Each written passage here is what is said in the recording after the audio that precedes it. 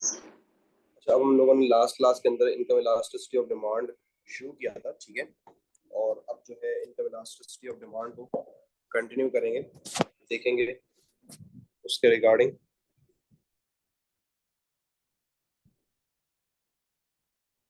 आ जाओ। अब हमारे पास एक डायग्राम बनाएंगे इनकम इलास्टिसिटी ऑफ डिमांड के लिए। सबसे पहले again heading income elasticity of demand, ठीक है। अच्छा, इनकम इलास्टिसिटी ऑफ डिमांड के अंदर हम लोगों ने normal goods, inferior goods and necessity goods की बात की थी। तो अब इन तीनों डायग्राम्स को एक साथ बनाएंगे जो कि एमसीक्यू में भी आ सकता है, ठीक है ना। अब देखिएगा आप किस तरीके से हम ड्रॉ करते हैं। हम अपने पास जो है वो सबसे पहले दो एक्सिस कंस्ट्रक्ट कर लेंगे, ठीक है। डायग्राम को थोड़ा बड़े पर्सपेक्टिव में बनाने की कोशिश करेंगे। यहाँ मेंशन कर देंगे कि this is income and this is my quantity, okay. चलो, अब सबसे पहले हम अपने पास एक अपवर्ड स्लोपिंग डायग्राम बनाएंगे। ये अपवर्ड स्लोपिंग डायग्राम रिप्रेजेंट करता है आपके नॉर्मल गुड्स को। उसके बाद एक डायग्राम बनाएंगे बिल्कुल परफेक्टली इनलास्टिक जो डायग्राम थी वो वाली, ठीक है। और ये रिप्रेजेंट करता है नेसेसिटी गुड्स को। और उसके बाद जो है जो डायग्राम बनाएंगे वो होगी इंफीरियर गुड्स को रिप्रेजेंट करने वाली डायग्राम। तो आपके पास यहाँ पर आप नोट करें कि जब आप इस केस की बात करते हैं, मैं डिफरेंट डिफरेंट लाइंस आपको कंसिडर करके बताऊंगा। अगर आप इस लाइन की बात कर रहे हैं तो इस लाइन में हम लोगों ने जो है वो, अच्छा, कलर भी पर्पल इस्तेमाल करते हैं इसके अंदर ताकि हमको समझ आ जाए। यहाँ पर हम लोग बात कर रहे हैं इंफीरियर गुड्स की, कि जिसके केस में अगर इनकम इंक्रीज होगी तो क्वांटिटी डिमांड रिड्यूस हो जाएगी। देन उसके बाद जो हमारे पास दूसरा केस है वो है ये, ठीक है। अब ये केस को हम लोग जाहिर सी बात है रेड से लिखेंगे। ये हमारे पास केस आ जाता है नेसेसिटी गुड्स का, जिसमें जब इनकम इंक्रीज होगी तो क्वांटिटी डिमांडेड कांस्टेंट रहेगी।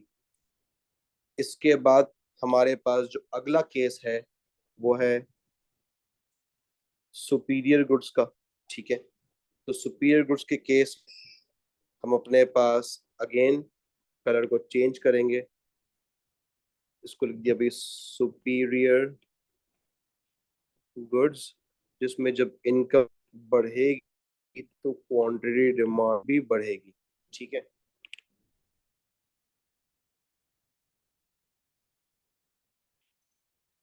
अच्छा, अब हमारे पास यहाँ पर ये हमने डायग्राम की है, ठीक है।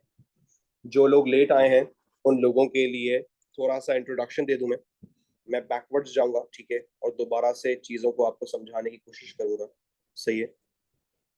तो हमारे पास सबसे पहले ये डायग्राम जो बन रही है ना बेटा, इसमें जो आप पर्पल से लेबल देख रहे हैं, जो पर्पल से ये वाला जो केस है, ये डायग्राम है डाउनवर्ड स्लोपिंग जो कि रिप्रेजेंट करता है, अनुषा बेटा, ईशाल आपकी पहली क्लास है, आप मुझे 2 मिनट दें, मैं आपकी तरफ भी आता हूँ।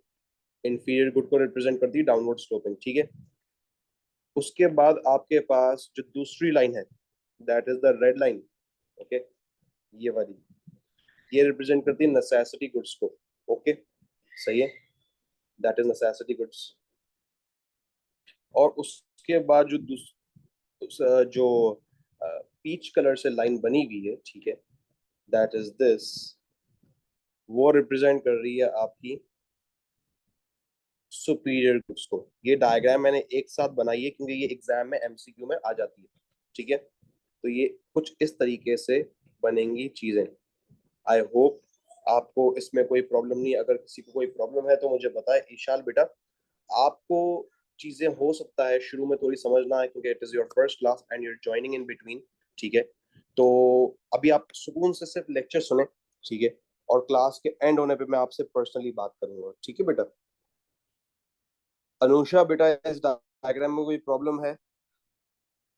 और फ्लोरेट, इस डायग्राम में कोई प्रॉब्लम है? इशाल, आपको शायद तो समझ नहीं आई होगी। चले भाई, बताया मुझे अनुषा और फ्लोरेट, मैं आगे बढ़ जाऊं? Yes, sir. अच्छा, इसके बाद हमारे पास जो अगली चीज आती है, जी जी, कोई कुछ कह रहा है? हाँ, हेलो।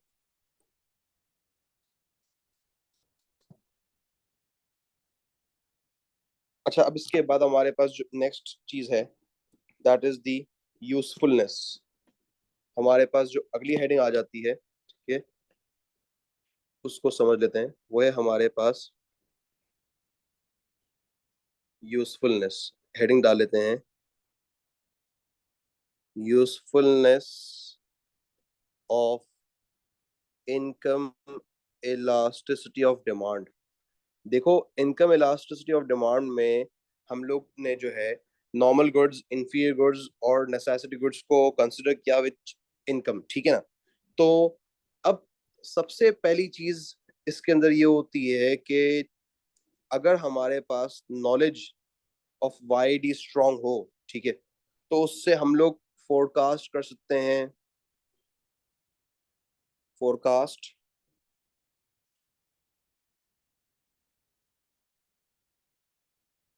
डिमांड। फोरकास्ट डिमांड करने का क्या मतलब होता है कि अगर इकोनॉमी में लोगों की इनकम इंक्रीज हो रही है, तो उस केस में जितने भी प्रोड्यूसर्स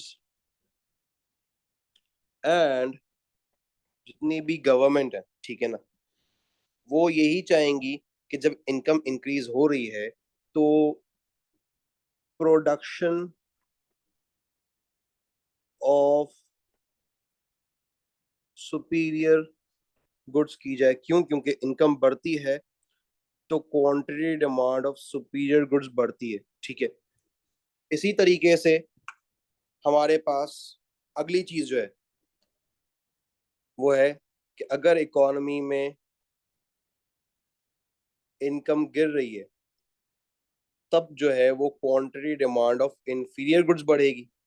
तो उसके केस में जितने भी प्रोड्यूसर्स हैं और जितनी भी गवर्नमेंट्स होती हैं, क्योंकि कई दफा प्लान्ड इकोनॉमी होती है, कई दफा मिक्स्ड इकोनॉमी, कई दफा मार्केट इकोनॉमी, ठीक है, तो उन्हें जो है बेसिकली फिर फोकस करना होगा on the production of inferior good.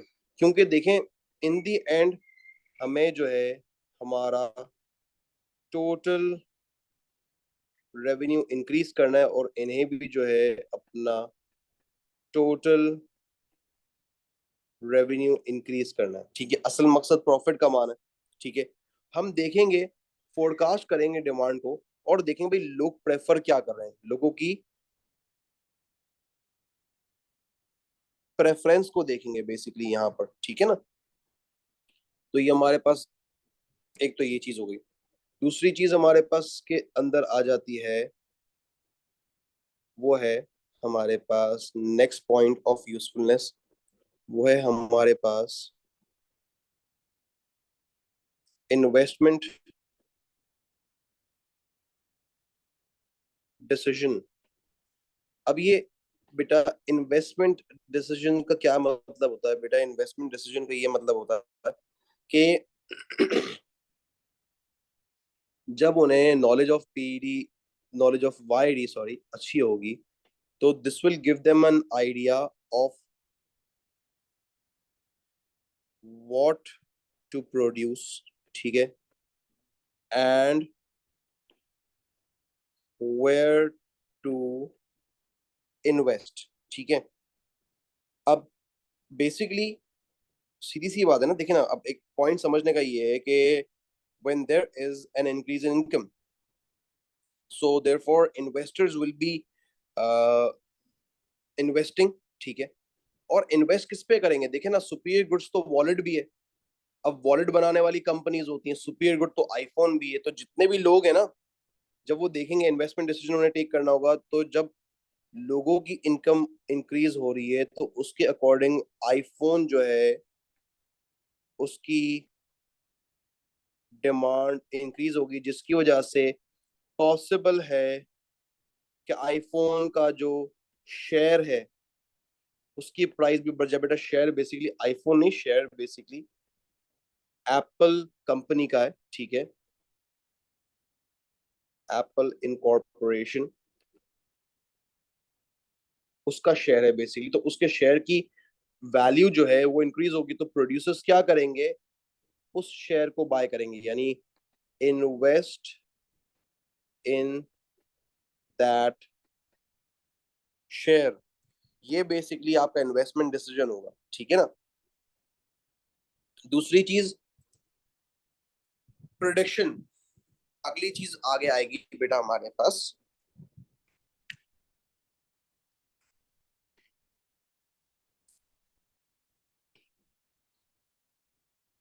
Prediction, ये है हमारे पास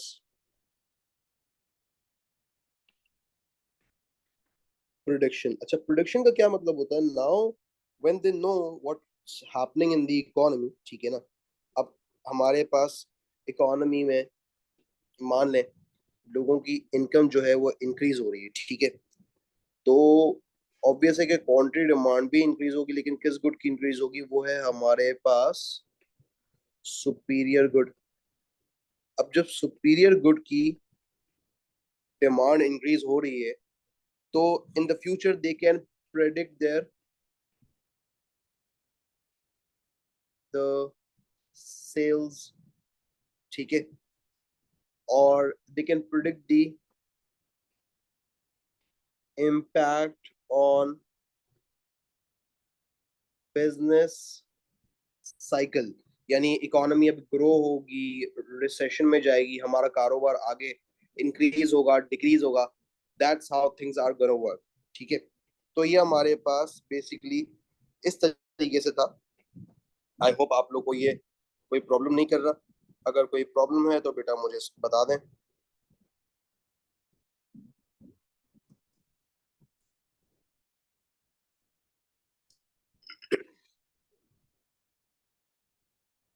चले, कोई प्रॉब्लम नहीं होगा इंशाल्लाह। नेक्स्ट केस पे चलते हैं, समझ लेते हैं चीजों को। अब हमारे पास जो अगली चीज है, अगली चीज हमारे पास इनकम इलास्टिसिटी तो हमारा वाइंड अप हो गया। अब हमारे पास जो अगली चीज है वो है next heading, that is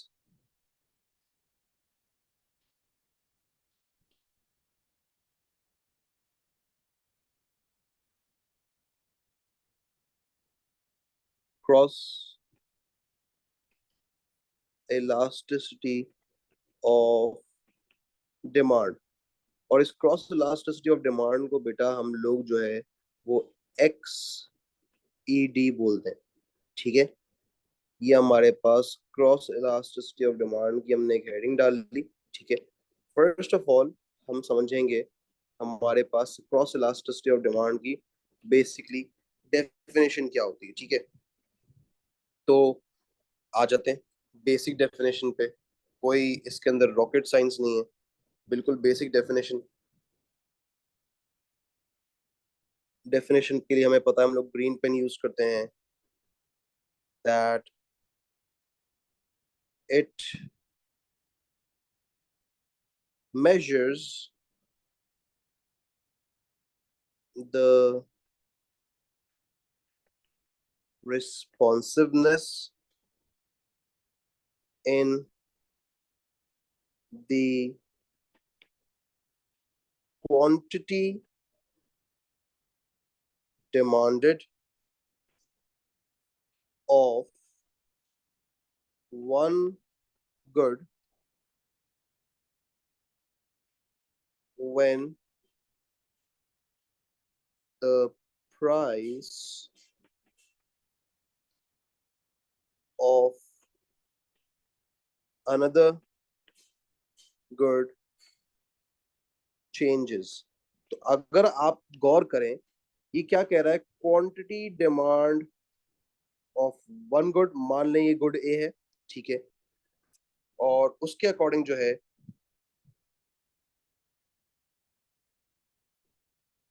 price of another good, इसकी बात हो रही है, यानी दोनों गुड्स अलग अलग होंगे, ठीक है ना। तो यहाँ पर हम लोग जो है ना, बेसिकली टर्म जो क्रॉस इलास्टिसिटी है, ठीक है,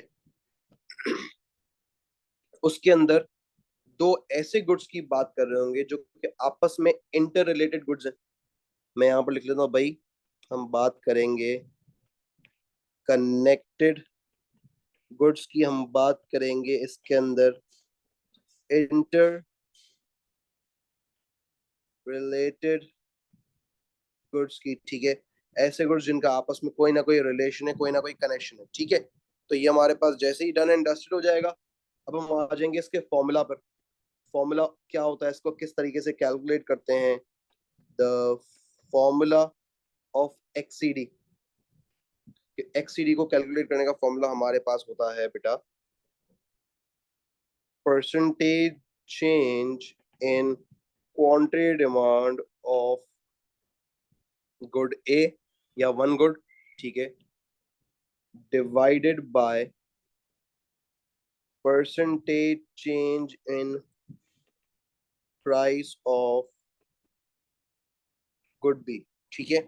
ये हमारे पास इसको कैलकुलेट करने का फॉर्मूला है, ठीक है, जिसमें हमारे पास यहाँ पर बेटा this is representing percentage, this triangle type of thing is representing a change, ठीक है, और जिसमें Q D is representing the, sorry, quantity, ठीक है। अब ये हमारे पास this is how things are gonna work, ये हमारे पास डन हो गया इसका फॉर्मूला। अब हम बात करते हैं यहाँ पर आगे, कैरी फॉरवर्ड करते हैं चीजों को कि क्रॉस इलास्टिसिटी ऑफ डिमांड के अंदर हम किन गुड्स की बात करेंगे। इंटर रिलेटेड गुड्स हैं, कनेक्टेड गुड्स हैं, तो बेटा यहाँ पर हम लोग बात करेंगे सबसे पहले, वो है हमारे पास सब्स्टिट्यूट्स। आई नो आप लोगों ने ये पहले पढ़ा हुआ है और आपको ये याद भी होगा, ठीक है। तो अगर सब्स्टिट्यूट्स की बात करें, ठीक है, तो सब्स्टिट्यूट्स का मतलब ये होता है हमारे पास, simple definition, goods that can be used in place of one another, example Coke and Pepsi. यानी ये ऐसे गुड्स होंगे मेरे पास कि जिनके मेरे पास सब्स्टिट्यूट्स का दूसरा नाम होता है ऑल्टरनेटिव्स अवेलेबल हो, ऐसे गुड्स जिनके मेरे पास high number of options available हो, ठीक है ना। और अगर इसकी एग्जाम्पल की बात करें हम लोग, ठीक है, तो एग्जाम्पल में हम लोग को हमेशा कोशिश करनी है क्लोज एग्जाम्पल देनी। तो कोक और पेप्सी के साथ साथ इसकी एक और एग्जाम्पल हम कर लेते हैं, वो है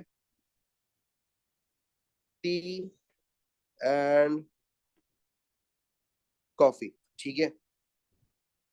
अच्छा, अब जैसे हमने सब्स्टिट्यूट्स पढ़ लिया, सब्स्टिट्यूट्स हमारा डन हो गया, वी नो सब्स्टिट्यूट्स के अंदर तो हमारे पास बेसिक सी चीज है, कोई इशू नहीं है। अब हम आ जाते हैं अगली चीज, that is the law of substitutes. अगर आपको लॉ ऑफ सब्स्टिट्यूट्स याद हो, तो हम लोगों ने कुछ इस तरीके से समझा था इसको कि जब हमारे पास मार्केट में प्राइस ऑफ कोक इंक्रीज होगी, तो जाहिर सी बात है लोग कोक को तो स्किप करना शुरू करेंगे ना, क्योंकि ये चीज महंगी हो गई है, और स्विच कर जाएंगे उसके सब्स्टिट्यूट्स पे, जिसकी वजह से quantity demand of Pepsi increase हो जाएगी। So here I can see that the definition is also coating the same thing. Definition क्या बोल रही, quantity demand of one good when the price of another good changes. तो यहाँ पर example Coke और Pepsi की हम इजीली इंक्लूड कर सकते हैं। और इसी तरीके से जब हमारे पास प्राइस ऑफ को कम हो जाएगी तो उसके according quantity demand of Pepsi भी कम हो जाएगी, क्योंकि लोग जो उसके कस्टमर्स पेप्सी पे स्विच होकर चले गए थे, ठीक है ना, कोक वाले कस्टमर्स वो वापसी अपनी जगह पे आ जाएंगे। That's how it is. ये हमारे पास लॉ ऑफ सब्स्टिट्यूट्स होता है। तो लॉ ऑफ सब्स्टिट्यूट्स में हमने एक चीज देखी, वो ये थी कि जब हमारे पास एक प्राइस बढ़ती है तो दूसरे की क्वांटिटी बढ़ती है, तो this is known as a positive relation, ठीक है ना। और जब पॉजिटिव रिलेशन होता है ना बेटा, तो हमारे पास, हम इसको इस तरीके से लिखेंगे कि there is a positive X E D for substitutes, ठीक है। पॉजिटिव एक्ससीडी फॉर सब्स्टिट्यूट्स, ये हमने इसको इस तरीके से लिख लिया। आगे जाकर हम सब्स्टिट्यूट्स की डायग्राम भी बनाएंगे। जिस तरह हमने ये डायग्राम लॉ बना है, लॉ इसका पॉजिटिव है, तो पॉजिटिव लॉ के अकॉर्डिंग आपको याद होना चाहिए आपकी जो डायग्राम है वो किस तरीके से बनती है, एक अपवर्ड स्लोप बनता है, ठीक है। आपने एक upward slope demand of substitute बनाया, ठीक है। इसमें एक तरफ आप लिखेंगे प्राइस ऑफ कोक और दूसरी तरफ आप लिखेंगे क्वांटिटी ऑफ पेप्सी। आपने अपने पास बेटा बेसिक प्राइस एंड क्वांटिटी को डिटरमाइन करना होगा। Price of Coke, quantity demanded of Pepsi, operating on point A. इसके बाद आप एग्जामिनर को बताएंगे कि जब प्राइस इंक्रीज होगी from P to P one Coke की, तो उसके अकॉर्डिंग लोग जो है वो मूव हो जाएंगे पेप्सी पे, जिससे क्वांटिटी ऑफ पेप्सी जो है वो क्यूडी से क्यूडी वन इंक्रीज होगी। तो एक गुड की प्राइस अगर बढ़ रही है तो उसके अकॉर्डिंग दूसरे गुड की क्वांटिटी बढ़ ही रही है। और वाइस वर्सा केस भी आप एग्जामिनर को दिखा सकते हैं इस तरीके से कि एग्जामिनर जी, ये वाइस वर्सा केस है कि अगर प्राइस ऑफ कोक गिरेगी तो लोग वापसी कोक पे आ जाएंगे, जिसकी वजह से पेप्सी को वो लोग स्किप कर रहे होंगे। और ये हमारे पास डायग्राम हो गई इसकी कंप्लीट। तो ये बेटा सब्स्टिट्यूट्स आ गया, उसमें पॉजिटिव एक्सीडी आ रही है। अब आ जाए अगली चीज कर लेते। हमारे पास अगली चीज क्या है देख लेते, नोट कर लेते उसको भी।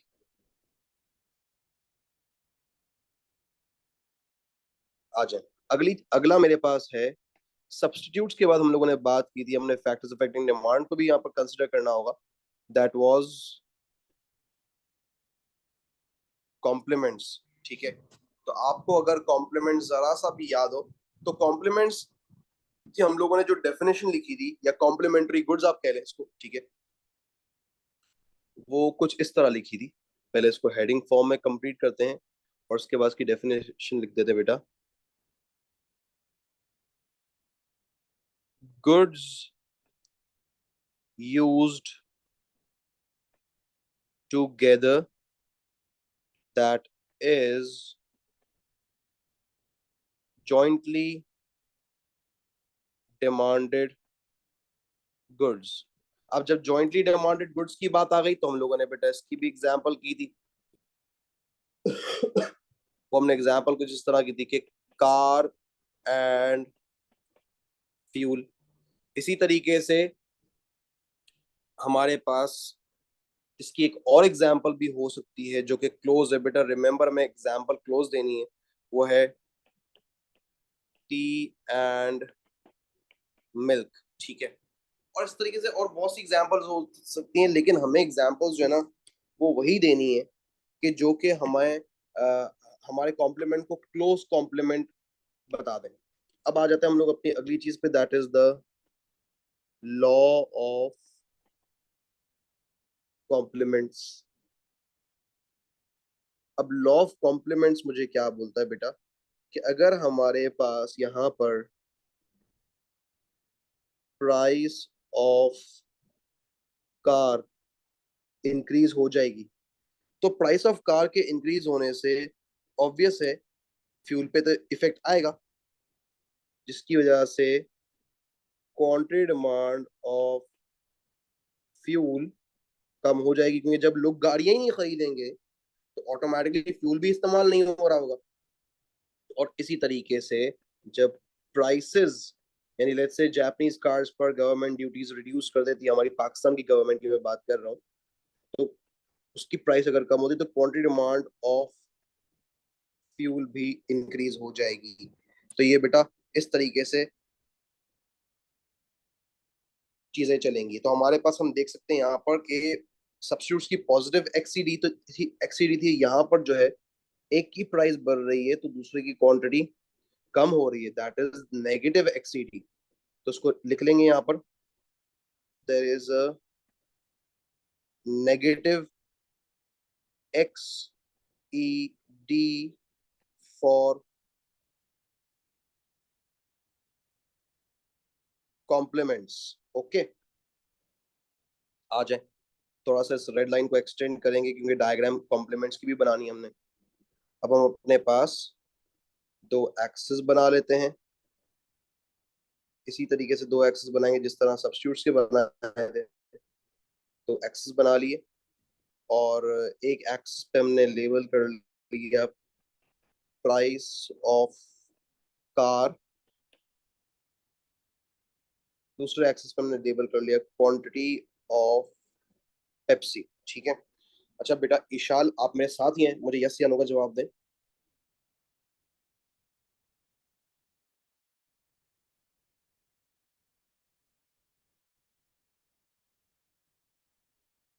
चले, अब हमारे पास नेगेटिव एक्सीडी की वजह से हमारा जो लॉ है, नेगेटिव लॉ बनने की वजह से डाउनवर्ड स्लोप बनता है डिमांड ऑफ कॉम्प्लीमेंट्स का।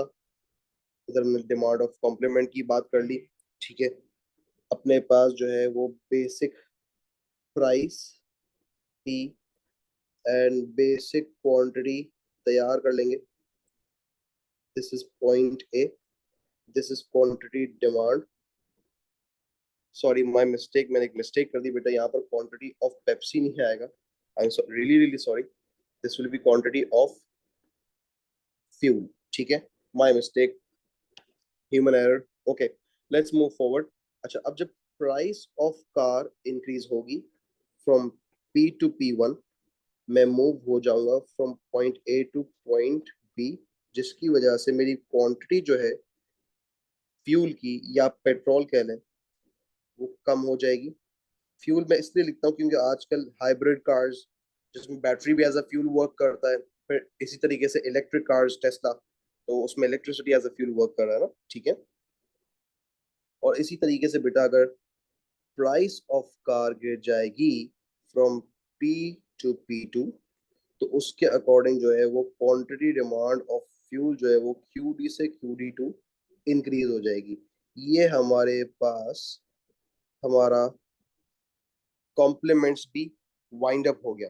अब जैसे ही हमारे पास हमारा सब्स्टिट्यूट्स डन हो गया, देन हमारा कॉम्प्लीमेंट्स डन हो गया। अब इसके बाद सब्स्टिट्यूट्स और कॉम्प्लीमेंट्स के बाद बेटा एक और चीज आती है, ठीक है ना, वो मैं आपको करा रहा हूँ। ठीक है, वो हमारे पास कहलाते हैं अनरिलेटेड गुड्स। लिख लेते हैं इसको, नंबर 3, अनरिलेटेड गुड्स। अब ये अनरिलेटेड गुड्स जो है, इसका मतलब क्या होता है? ठीक है, इसका मतलब ये होता है कि यार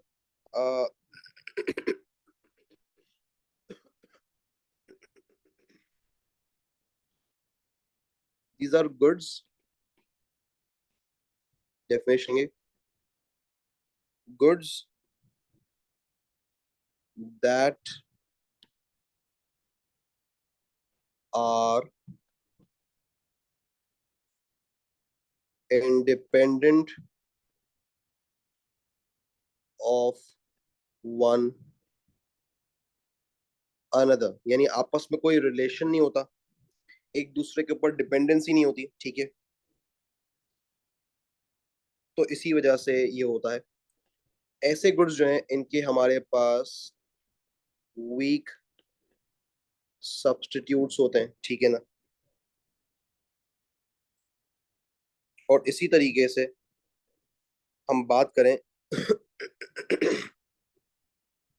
जैसे कि वीक सब्स्टिट्यूट का क्या मतलब है, टी एग्जाम्पल दे रहा हूं, एंड ग्रीन टी, ये बात है। अब ग्रीन टी और टी जो है ना वो आपस में कोई ज्यादा कनेक्टेड नहीं है, नॉन रिलेटेड गुड्स हैं, ठीक है ना।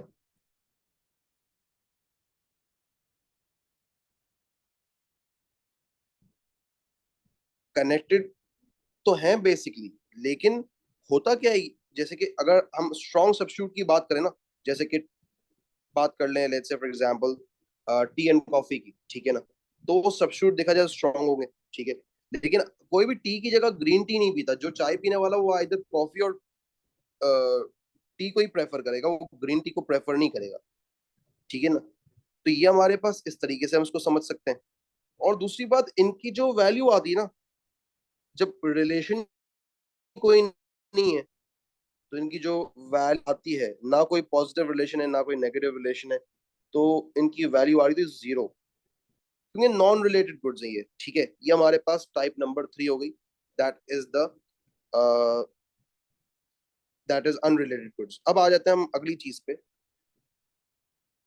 वो है हमारे पास यहाँ पर छोटी सी दूसरी हेडिंग है, that is usefulness of x E D. जिस तरह हमने यूजफुलनेस ऑफ वाई डी पढ़ा था, उसी तरह हम usefulness of x E D भी पढ़ सकते हैं, ठीक है, और पढ़ेंगे भी।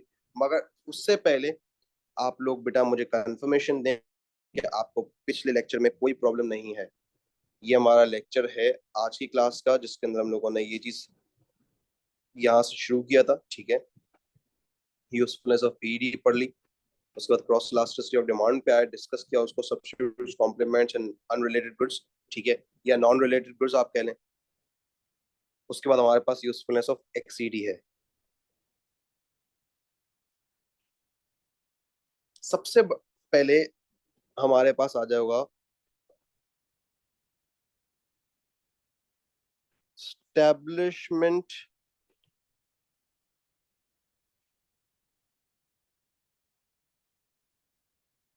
Of price. देखें, जब कंपनी को, फर्म्स को जो है वो पता चल जाएगा कि यार प्रोडक्ट की क्रॉस इलास्टिसिटी क्या है, तो उसके अकॉर्डिंग जो है ना वो प्राइस स्टैब्लिश कर सकते हैं। प्राइस स्टैब्लिश क्यों करनी है, देखें ना, प्राइस स्टैब्लिश इसलिए करनी है आपको ताकि आप जो है, मैं यहाँ लिख देता हूं, establish price in order to sell goods. जब आप प्राइस स्टैब्लिश करेंगे तभी आप उस प्रोडक्ट को सेल कर सकेंगे। अब लेट्स से फॉर एग्जाम्पल अगर एग्जाम्पल ले लें यहाँ पर, समझ लेते हैं चीज को। एक प्रोडक्ट है, इस प्रोडक्ट के हमारे पास देयर आर नो सब्स्टिट्यूट्स। जब कोई सब्स्टिट्यूट नहीं है तो इस प्रोडक्ट की हम जो है वो क्या करेंगे, प्राइसेस हाई चार्ज करेंगे, so it will be sold at a higher price, ठीक है ना। तो उस टाइम पे तो हमें इस चीज को देखने की भी जरूरत भी नहीं है। लेकिन अगर हमारे पास एक प्रोडक्ट है जिसके अंदर हाई कंपटीशन है, इसी तरह हमारे पास अगर दूसरी एग्जांपल ले लें, एग्जांपल एक प्रोडक्ट है, ठीक है, इस प्रोडक्ट के हमारे पास हाई अवेलेबल सब्स्टिट्यूट्स हैं, तो उसके केस में ऑब्वियस है कि मुझे जो है वो प्राइस कंपेटिटिव होना पड़ेगा। मैं यहाँ लिख दूंगा बेटा, प्राइस ना इंक्रीज ना डिक्रीज, यहाँ लिखूंगा प्राइस कंपेटिटिव। सबसे पहले तो ये चीज, so you need to understand that अगर हमारे पास एक गुड के ज्यादा अवेलेबल सब्स्टिट्यूट्स हैं, ठीक है ना, तो उसके केस में हमें जो है वो प्राइस कंपेटिटिव होना पड़ेगा। और अगर एक प्रोडक्ट के हमारे पास सब्स्टिट्यूट नहीं है तो हम लोग जो है वो इजीली उसकी प्राइस ज्यादा चार्ज कर सकते हैं, ठीक है। और इसी तरीके से as far as the complementary goods are concern, ठीक है ना, देखेंगे हम लोग के हो क्या रहा है बेसिकली। आ जाए इसको थोड़ा सा और डिटेल में लेकर चलते हैं।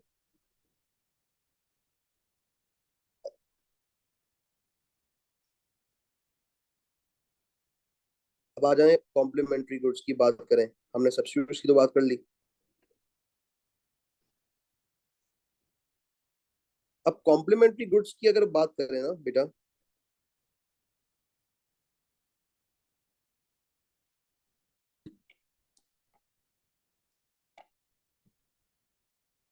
Printer, printer and printer ink, ठीक है। अब अगर हमारे पास यहाँ पर बात कर लें अगर हम लोग इस प्रिंटर इंक की, ठीक है, अगर प्रिंटर इंक की प्राइसेस बढ़ जाती हैं तो लोग क्या प्रिंटर बाय करेंगे? ऑब्वियस है, नहीं बाय करेंगे। तो फिर ऐसी सिचुएशन में कंपनी क्या करेगी? It will sell out printers in order to allocate resources where it is best, ठीक है। अब वो प्रिंटर सेल आउट कर देगी, जाहिर सी बात है, उसे पता है प्रिंटर की इंक महंगी हो गई है, तो यार ये तो मेरे लिए जरा प्रॉब्लम हो जाएगा। तो इस चीज को अंडरस्टैंड करने के लिए मुझे इसको बेचना ही पड़ेगा, तभी तो मेरे लिए फायदा है। तो ये हमारे पास बेसिकली हम लोगों ने जो है वो usefulness of cross elasticity of demand की थी, ठीक है। आ जाए, अब हमारे पास ऑब्वियस है ये चीज खत्म नहीं हुआ, ठीक है। इसको और भी आगे डिटेल में लेकर चलेंगे, थोड़ा सा और समझेंगे इसको, क्योंकि जाहिर सी बात है कि इंपॉर्टेंट कॉन्सेप्ट है और हमें जो है वो कॉन्सेप्ट को हमेशा अच्छे से समझना चाहिए। अगला हमारे पास क्या है कि पहला हमने पढ़ लिया एस्टेब्लिशमेंट ऑफ प्राइस, ठीक है ना, कि किस तरीके से प्राइस डिसाइड करें। फिर प्रोडिक्शन किस तरीके से करें कि अगर हमारा गुड जो है वो महंगा हो रहा है या सस्ता हो रहा है, तो उसके अकॉर्डिंग किस तरीके से रिएक्ट करें। तो ये हमारे पास इस तरीके से हो जाएगा। देन उसके बाद हमारे पास बात हो रही है बेटा सब्स्टिट्यूट्स एंड कॉम्प्लीमेंट्स की, ठीक है। अब मेरा प्रोडक्ट ऐसा है जिसके मेरे पास अवेलेबल सब्स्टिट्यूट्स हैं, मैंने उसकी प्राइस बढ़ा दी। मेरा प्रोडक्ट ऐसा है कि जिसके मेरे पास जो है वो कॉम्प्लीमेंट्री गुड्स की अगर बात करें, ठीक है ना, तो मेरे कॉम्प्लीमेंट्स महंगे हो रहे हैं, तो मैं उन चीजों को छोड़ के उन चीजों पे जाऊंगा जो कि सस्ता हो रहा है। तो सस्ता किस तरीके से, लेट्स से फॉर एग्जांपल बात कर लें, अगर हम लोग इसी केस में ऑपोजिट,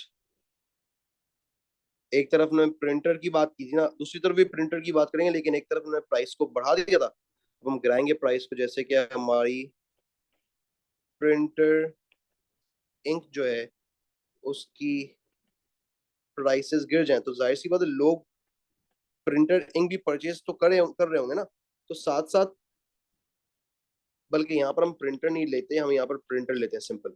अगर प्रिंटर की प्राइसेस जो है वो गिर जाए, तो ऑब्वियस है लोग जो है वो quantity demand of printer increase करेंगे, जिसकी वजह से लोग प्रिंटर की इंक भी बाय करेंगे। तो फिर बिजनेसेस क्या करेंगे? दे will B opening businesses of printing inks, ठीक है ना। जो प्रिंटर की इंक्स होती है ना, उसका बिजनेस शुरू करना शुरू कर देंगे वो लोग। प्रिंटर इंक्स जो है they will be produced and sold, ठीक है, in order to earn profit. ये हमारे पास बेटा इसकी usefulness of cross elasticity of demand थी। और हमारा आज की क्लास का लेक्चर बेटा वाइंड अप हो गया। आपको ये फाइल मैं व्हाट्सएप कर दूंगा।